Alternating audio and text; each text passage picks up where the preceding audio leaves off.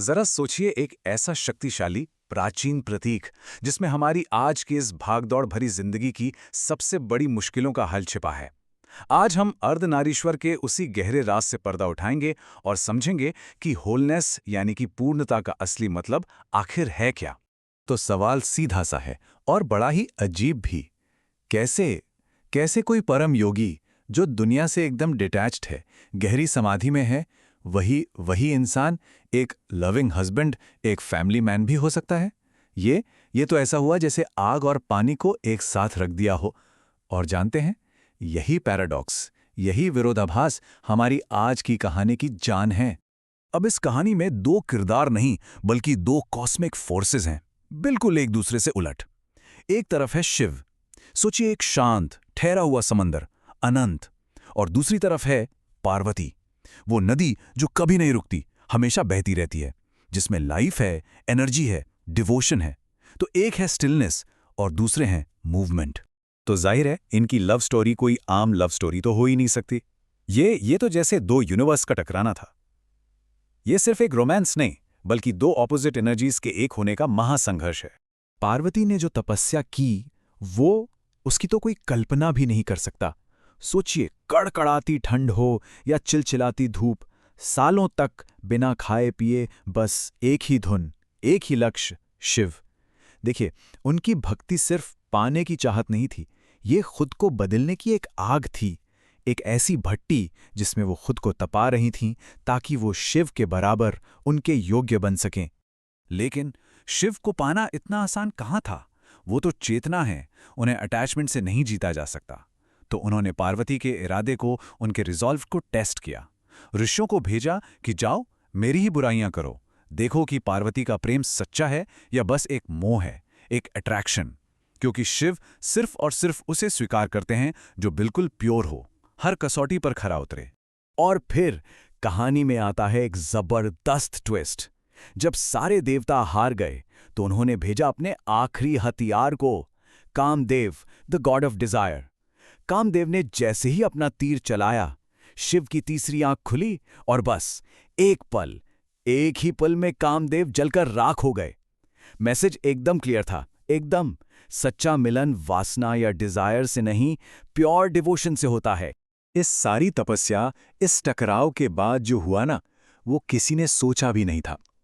यहां कहानी एक ऐसा मोड़ लेती है जहां दो ऑपोजिट्स सिर्फ मिलते नहीं, बल्कि मिलके कुछ बिल्कुल नया बना देते हैं।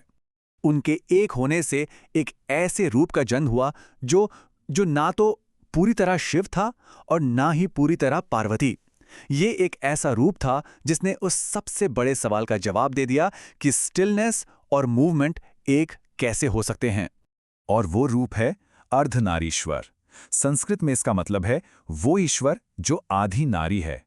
ये शिव और पार्वती का वो मिला-जुला रूप है जिसमें आधा शरीर पुरुष का है और आधा स्त्री का, बिल्कुल बीच से बटा हुआ।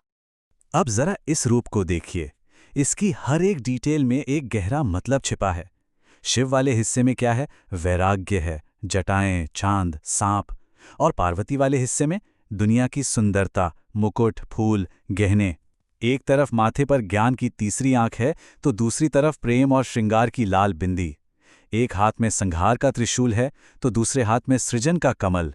मतलब एक तरफ है प्योर कॉन्शियसनेस तो दूसरी तरफ डिवाइन एनर्जी। तो ये सिर्फ मेल और फीमेल का मिलना नहीं है, ये है चेतना और ऊर्जा का, ठहराव और बहाव का मिलना। और मैसेज बिल्कुल लाउड एंड क्लियर है, एक के बिना दूसरा अधूरा है, एग्जिस्ट ही नहीं कर सकता।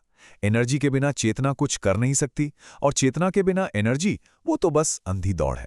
तो चलिए अब इस कहानी से थोड़ा और गहरा उतरते हैं इसकी फिलॉसफी में और समझने की कोशिश करते हैं उस शुरुआती पैराडॉक्स को। लेकिन वो सवाल तो अब भी है कि ये डिटैचमेंट कैसे हुआ? ये तो एक तरह का हिपोक्रेसी नहीं लगता कि आप दुनिया में पूरी तरह से इन्वॉल्व भी हैं और फिर कहते हैं कि हम इससे अलग भी हैं? क्या ये सच में पॉसिबल है? इसका जवाब छिपा है दो शब्दों के फर्क में, एस्केपिज्म यानी पलायनवाद और रियलाइजेशन यानी बोध। जैसा आचार्य प्रशांत कहते हैं, पलायनवाद है एक चीज से दूसरी चीज की तरफ भागते रहना, और बोध है चीज के बिल्कुल कोर तक, उसके केंद्र तक जाना। तो जो सच्चा वैरागी है वो दुनिया से भागता नहीं है। क्यों? क्योंकि उसे डर नहीं है कि दुनिया उसे पकड़ लेगी। वो दुनिया को, उसके खेल को समझता है। इसे ना एक बहुत ही सिंपल आज के ज़माने के उदाहरण से समझते हैं। फ़ोन हम सबके पास है। अब एक इंसान है जो फ़ोन को यूज़ करता है, काम हुआ फ़ोन साइड में रख दिया, वो कंट्रोल में है। और एक दूसरा इंसान है जिसे फ़ोन यूज़ कर रहा है, घंटों बस माइंडलेस स्क्रॉलिंग, उसका मूड, उसका ध्यान सब कुछ फ़ोन कंट्रोल कर रहा है। बस यही फ़र्क है, शिव दुनिया की ऊर्जा को यानी शक्ति को यूज़ करते हैं, उसके गुलाम नहीं बनते। तो असली डिटैचमेंट का मतलब जंगल में भाग जाना नहीं है। इसका मतलब है दुनिया में पूरी तरह से हिस्सा लेना, पर उसके बहाव में बह नहीं जाना। दुनिया की लहरों पर तैरना है, उनमें डूबना नहीं है। ये कोई बाहर की चीज नहीं, अंदर की, मन की एक स्टेट है। तो सवाल ये है कि इस एंशिएंट विजडम को, इस ज्ञान को हम अपनी मॉडर्न लाइफ में कैसे अप्लाई कर सकते हैं? क्योंकि ये जो बैलेंस की कला है ना, ये आज भी उतनी ही, बल्कि शायद आज ज्यादा रेलेवेंट है। और मजे की बात यह है कि ये बैलेंस का सिद्धांत आज की मॉडर्न साइकोलॉजी में भी दिखता है। जैसा हिलेरी जैकब्स हैंडल कहती हैं, डिटैचमेंट का मतलब है कि मैं दूसरों को बदलने या उन पर इल्जाम लगाने की कोशिश ना करूं, बल्कि खुद का सबसे बेहतर वर्जन बनूं।